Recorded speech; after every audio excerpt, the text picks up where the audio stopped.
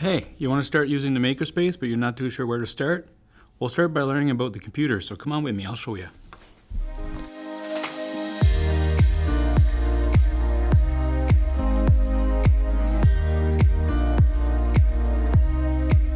So when you first make it to the space, you'll see there's multiple things in here. We do have a few computers set up all the way around. So you just choose one computer and nobody's using, and you can call it yours for a time that you need it. Please be fair and give everybody a chance to use them if you're around. At the Makerspace, we got two different type of computer. We got these computer here that are just a desktop computer built in, everything built in. And we got the bigger computers that are here with a big screen. Those ones are kind of dedicated for video editing and software that require a bit more processing power. And when you want to start using the computer on these ones, on the right hand side, on the back, that's where the power button is. So if you're touching the mouse and the keyboard and it's not coming on, just reach on the back and push the power button. Once you're ready to sign into the computer, please choose the guest user access, and the password is on our whiteboard on the wall. So just enter the password and I'll bring you inside the computer. Alright, so I'm here at the computer now. We logged in the guest user, and I'm going to share my screen with you so you can see what we have on our screen. And what we'll do today, we'll just go over all the different software we got installed on the computer. We're not going to go in detail, we're just going to show you real quick and tell you how you can get your accounts for a certain software. We'll be checking at those software a little bit deeper when we do the actual course, like on the 3D printing course and that stuff. So today is just an overview of how to use the computer and how to find the stuff that you're looking for.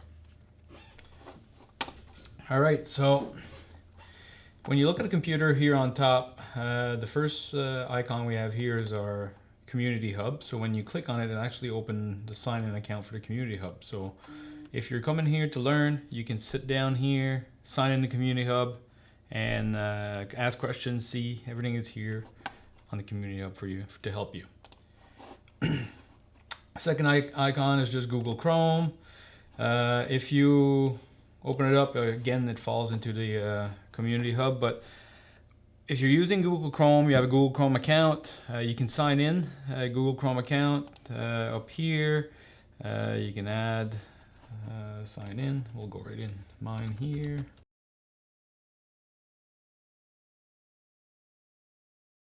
From your Google account, so you can access your Drive, your emails, and all that stuff from there. If you're using another cloud platform like Microsoft or whatnot, you can sign into your own stuff and use it here. So the second icon that we have here is the Ultimaker Cura. So Ultimaker Cura is the slicer software for the 3D printers. So that's the software that'll actually help you create your parts for a 3D printer. So it basically takes the model, the 3D model, and make the file that talks to the printer for the printer to be able to print your parts. So we're going to open it up here and have a quick overview of what it looks like in here. Alright, so now we got Ultimaker Cura open. This software here don't require you to log in or sign in or anything. We have them installed on the computer here, and they're for you to use. So they're pretty basic, pretty easy forward to use, but we'll be looking at those more in depth once we do our 3D printer training. Another software that we have installed on the computer here is Autodesk Fusion 360. Fusion 360, you're going to need to create your own account to use it. It's a 3D design software. It's a manufacturing software. It's very there's a lot of different module in Fusion 360 that you can use. We typically use it here to do modeling, 3D modeling, so you can make your own models and then print them in the printer. And for this part, you're gonna have to sign in on your own, and we'll have a Fusion 360 course to show you how to use it. And there's also a lot of great tutorial online. Fusion 360 is available for individual at no cost. So there's a lot of people out there that are using it. So I recommend looking at some of the tutorial of Fusion 360 if you want to design your own parts to be able to print them. The next software we have here is our Glowforge. So Glowforge basically, it's what operates our laser cutter. So the way it works for Glowforge, to be able to access Glowforge, you need to have a user to add you under our machine. So the way it kind of works is that our account is under the machine and our user are all under the machine. So we need to have somebody that's already a user add you in, and then you can sign up and create your own profile. So then you have your own profile underneath our laser cutter here. So it's the same thing. It's all web-based, so it's nice. So if you want to go in at home and do some design while you're home, you can do all your design home, and then when you come here and you log in, you have everything still in Glowforge Design Studio. So that's the Glowforge account right here. Figma. Figma is a really good design software. I use it here to create the SVG files and PNG files to use on the laser cutter. So it's really good software. You just you can log in, you create your own account again, and you log into your own account, and it's the same thing. If you're home, you can actually sign in on any other computer. It's just web-based, so it's really nice software. It's fairly easy to learn. There's a lot of tutorial online, and I invite anybody to try to use it. So another thing we did here, we added a couple links. So we added a link to Thingiverse. Thingiverse is a digital database of different things. So when you sign into here, you can see there's multiple different CAD things that you can actually download and print. So if you're not into designing your own models, you can actually come in here and find what you're looking for. So just an example here. There you go. So here's all different models for desk organizers. So if you want to, one for putting your SD card or stuff like that. So you can download some of the stuff. You can tip the designers. There's all kinds of stuff in there. So lots to discover in Thingiverse, and it's a great resource for you for starting 3D printing if you don't know how to design your own part.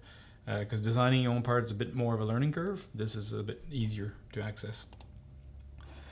And the last software that we have installed on our computer is Cricut Design Space. So with Cricut Design Space, it's a software that's installed on our computer, but again, you need to create your own account on Cricut. So, and this is really nice because it helps to keep all of people's project in their own account. So our computer here don't get all clustered with a bunch of different things. And so that way when you come in and you log into these things, it's exactly what you had it the first time that you used it, last time that you used it here. So it's really helpful. So you just click here for sign in, and it'll let you sign into your Cricut. So that's pretty much it. So like I said, all these software we'll be diving deeper when we do the actual courses on the 3D printing course and the laser cutting course and the Cricut course. So we'll go over how the software works. And if you want to, you can always go on YouTube. There's plenty of stuff there. Just Google search and you'll find all kinds of good tutorials. Done with the computer, you signed into a bunch of different services and different account. We have our computer set up with a software that if you restart the computer, it will basically it'll eliminate all the downloads that you did, and it'll log you out of everything. It'll start fresh like when you first got the computer. So before leaving, it's very important that you restart the computer, and also go inside of Google Chrome and some of these software and just double check to make sure that you were actually signed out so nobody can have access to your account. But a simple restart should clear everything out. So other than this, if there's any software that you wish for us to install on a computer, you can always go on the Community Hub and put a request in for a software. We can evaluate the cost of it and see if it's worth putting it on the computer or not. And then also, if you want to download your own software, you can download software, install it, and use it. But once you restart the computer, everything that you did is going to be gone. So it's not going to be there for the next time that you're using the computer. So that's it. Hopefully you know how to use the computer at the Makerspace. And like I said, if there's any question, reach out to us at the Community Hub, and we'll go from there and try to help you as best we can.